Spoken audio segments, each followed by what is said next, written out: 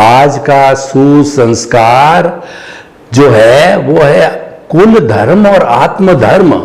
कुल धर्म हर मनुष्य को जन्म के साथ मिलता है। जिस परिवार में वो जन्मता है उस परिवार के लोग जिस धर्म का पालन करते हैं वही धर्म उसको मिलता है। जैसे कि मैंने जैन परिवार में जन्म लिया, मेरे माता पिता मेरे एंसेस्टर जो है जैन धर्म का पालन करते थे, तो मुझे कुल धर्म है वो जैन धर्म मिला।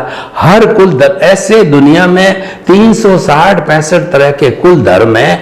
इन कुल धर्म में एक फॉर्मेट होता है, उसके अंदर ईश्वर होता है, मंत्र होता है, मूर्ति होती है, मंदिर होता है और संस्था होती है, और उसके बाद में उसकी रिचुअल्स होते हैं, उसके क्रियाकांड होते हैं और उसकी पद्धति होती है। हर एक का अपना अपना सिस्टम होता है और जो उसको पालन करते हैं उसके अनुयायी।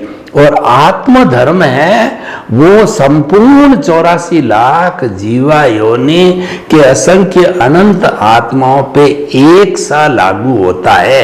यानी वह मनुष्य मात्र के अंदर आत्म धर्म एक सा लागू होता है। इसीलिए इसको सनातन सत्य कहते हैं, यूनिवर्सल ट्रुथ कहते हैं इसको दृष्टि परिवर्तन, दृष्टि का विज्ञान कहते हैं। क्योंकि अध्यात्म में और आत्म धर्म में केवल आत्मा की बात कही जाती है। सेंटर के अंदर 24 आवर्स आजीवन आत्मा ही रहती है, आत्मा को ही दृष्टि में रख करके कार्य किया जाता है। और शेष जो परिधि होती है, जो उस केंद्र से खींची होती है, उसमें पद है, प्रतिष्ठा है, धन है, संपत्ति है, परिवार है, सारी चीजें जो हमारा साधन है, जिनका हम उपभोग करते हैं, जो हमारा हिसाब है, जो हमारा भुगतान है, जो हमारा परिणाम है, वो सारा परिधि के ऊपर आता है।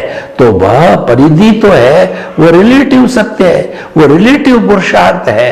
क्योंकि वो पुरुषार्थ रिलेटिव है और आत्मा का चिंतन करना जागृति के अंदर, क्योंकि ये परमानेंट है और ये अनादि अनंत काल से हमेशा चिरस्थायी रहता है और सेंटर में रहता है।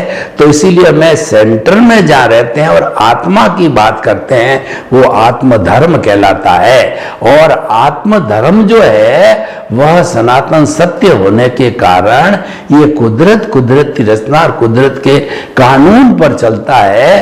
तो जो सनातन सत्य को प्राप्त करना चाहते हैं उनको हम दृष्टि परिवर्तन कहते हैं। यानी जितने भी हमारे रिचुअल से क्रिया है, क्रिया से मोक्ष नहीं है। मोक्ष तो दृष्टि परिवर्तन करने से है, समझ को जो है बढ़ाने में है, अनुभव को बढ़ाने में है। क्रिया तो हमारे मन वचन काया से ही जुड़ी होती, उसका दायरा वहीं तक सीमित होता है। लेकिन आत्मा जो है मन वचन काया से नहीं जुड़ी हुई है, वो तो एक चेतन तत्व है और वह सब तरीके से स्वतंत्र है, आजाद है।